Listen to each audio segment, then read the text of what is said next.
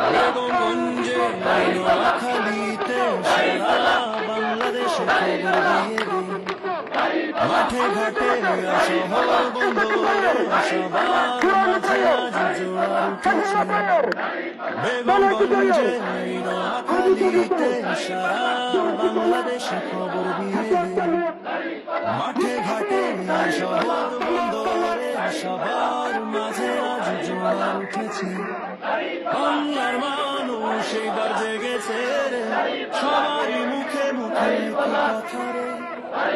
দিব ভোট দিব ভোট দিব রে এবার দাঁড়ি পাল্লাতে, ভোট দিব রে দাঁড়ি পাল্লাতে, ভোট দিব রে দাঁড়ি পাল্লাতে, ভোট দিব রে দাঁড়ি পাল্লাতে, এবার ভোট দিব রে। বেগমগঞ্জে নোয়াখালীতে সারা বাংলাদেশে খবর দিয়ে দে। মাঠে ঘাটে শহর বন্দরে সবার মাঝে আজ জোয়ার উঠেছে। বেগমগঞ্জে নোয়াখালীতে সারা বাংলাদেশে খবর দিয়ে দে। মাঠে ঘাটে শহর বন্দরে সবার মাঝে আজ জোয়ার উঠেছে। নির্বাচনকে সামনে রেখে আগামীকাল 30 জানুয়ারি রোজ শুক্রবার সকাল 9 ঘটিকায় নোয়াখালী জেলা হাই স্কুল ময়দানে এক ঐতিহাসিক নির্বাচনী জনসভা অনুষ্ঠিত হচ্ছে।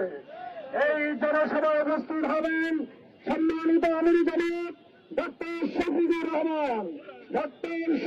রহমান, আর উপস্থিত থাকবেন বাংলাদেশ জামাত ইসলামী সহকারী সেক্রেটারি জেনারেল এটিএম নাসির, ইসলামী ছাত্র শিবিরের সুযোগ্য সম্মানিত সেক্রেটারি জেনারেল জনাব সিদ্দিকুল্লাহ উপস্থিত থাকবেন,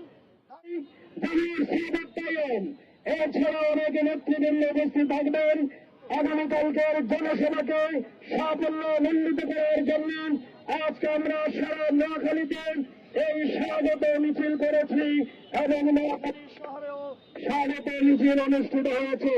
আমরা লক্ষ্য করেছি আইনি জামাতের আগমনকে লক্ষ্য করেন নোয়াখালী জেগে উঠেছে। নোয়াখালীর প্রতিটি মানুষ আগামীকালকের জনসভায় স্বতঃস্ফূর্তভাবে উপস্থিত হবে।